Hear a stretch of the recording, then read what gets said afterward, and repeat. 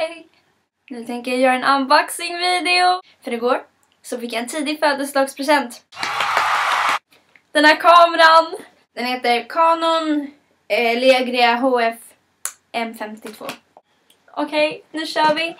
Om vinkeln ändras lite, vilket jag tror att den har gjort, är för att min dator typ pajade. Okej. Papper. Papper.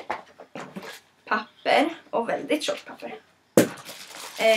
CD. Såklart ska de ha med lite papper till. Här ligger kameran. Wow!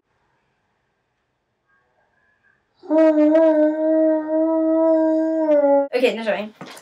Jag har 2 stycken så här små... Vad kan det här vara? Tappat ordet.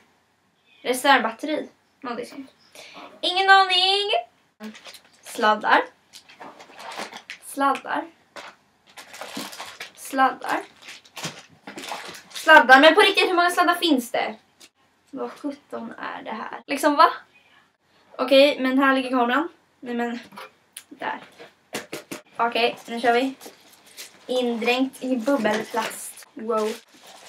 Den är så vacker! Det är Canon LEGRIA HF M52. Den är HD. Den är så fin, så fin, så fin, så fin. Jag är sjukt glad. Tänk er, jag är ägare av en kamera! Tackar, tackar, tackar. Tackar.